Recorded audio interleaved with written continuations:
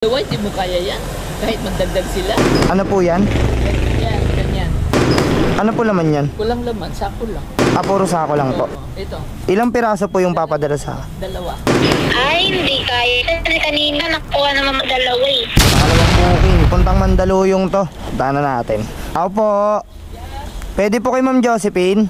Magpipick up po. Nino? Josephine po. Oo nga, kaninong pick up? Ay, sorry. Ako lang yung pick up point eh. Sandali, tingnan ko muna. Papunta kay Angeline po. Sa Taguig. Mandaluyong po nakalagay dito. Apo. Pick up. Okay, sandali. Okay po. Check ko muna. Okay po. Ano po ba yung pipick upin, ma'am, kung sakali? Ano po yan? Yan, ganyan. Ano po laman yan? Kulang laman, sako lang. Ah, puro sako lang po. Oo, ito, Ilang piraso po yung papadala sa? dalawa. Dalawa po. Dalawang ganyan. Hindi ko na kaya. Ano na sila? Para pangdagdag. Magdagdag naman sila eh. Tawagan ko muna po. Dalawang sako eh. Wait lang pa. Po. Ay, hindi ko pa kasi makakontak, sir eh. Pwede ko ba testing? Wait lang, alisin niya. Ma'am, hindi ko po kasi makakontak. Pwede ko po ba testing yung isang piraso? Ha? Ite-testing ko po sana sa motor yung isang piraso. Kasi hindi ko po tansya kung ano po yan eh. Kung kakayanin sa motor. Baka kasi mag-wiggle, ma'am, kung sakalin. Dalawa, isang pa ko.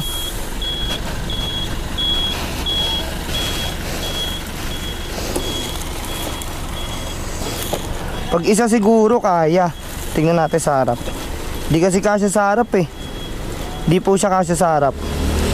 Pag isa siguro, ma'am, kaya. Pag isa po siguro kaya. Kasi pag dalawa, ma'am. Tawagan mo sila yung tumawag sa iyo eh. Dito lang ang pick up. Apo, hindi kasi sinasagot eh. Hindi rin po sinasagot yung message sa inyo, ma'am. Hindi.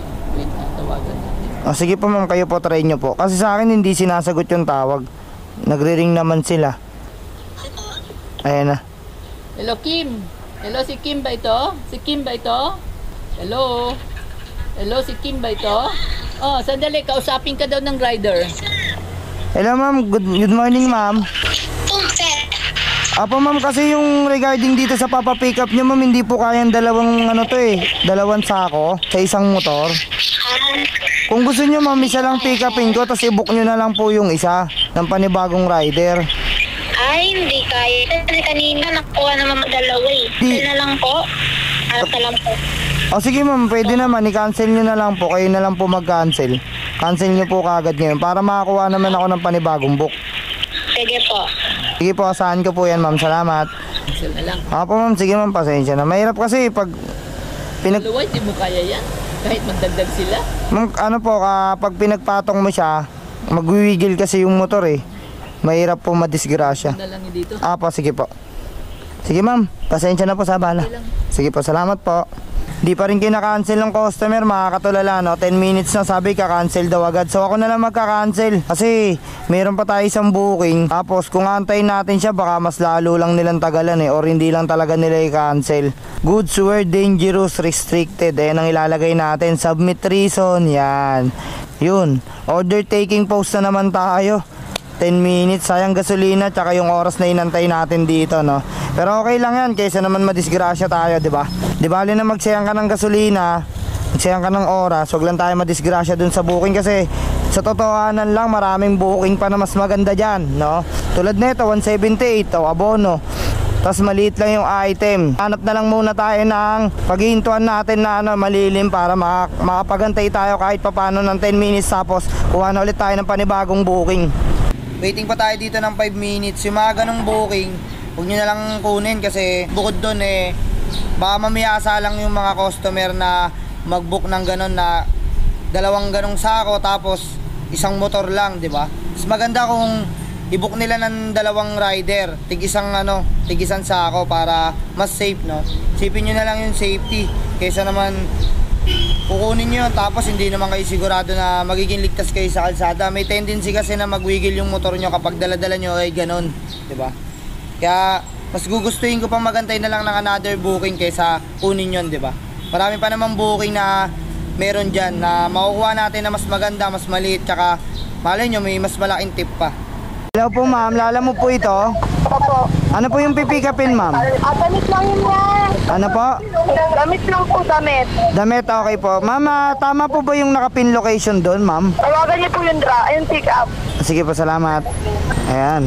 Damit lang daw, pero puntahan na natin. Ito.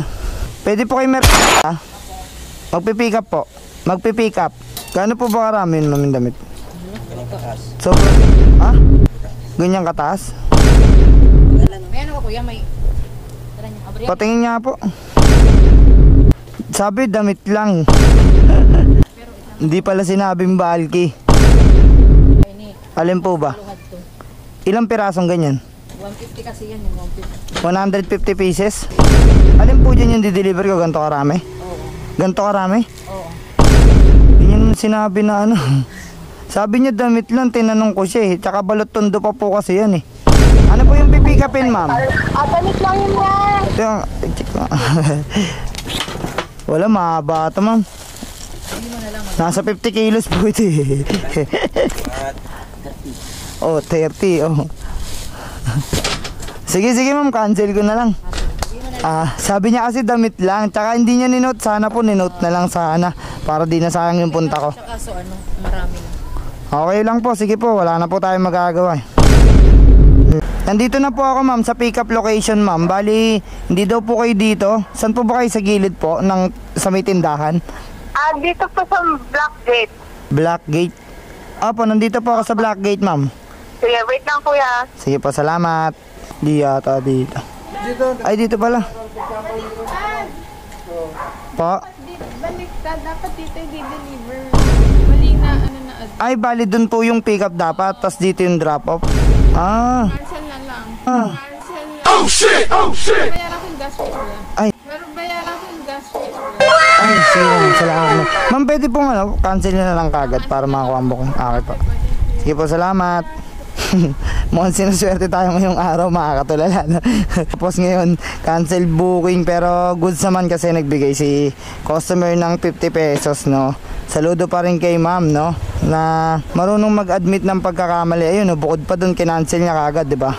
Saludo sa mga ganyang customer na marunong mag-admit ng pagkakamali nila, tsaka nakakaintindi sa mga rider, no?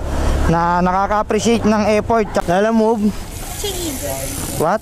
Would you like to say something? Make a message to our viewers. Ayun, okay. Total of 1,745, right? Okay. Ma'am, gilid ka po. No, you can say in English kasi para maintindihan din ni ano. Hey.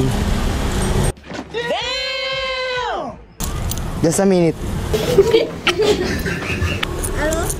Do you have 300 pesos? 300.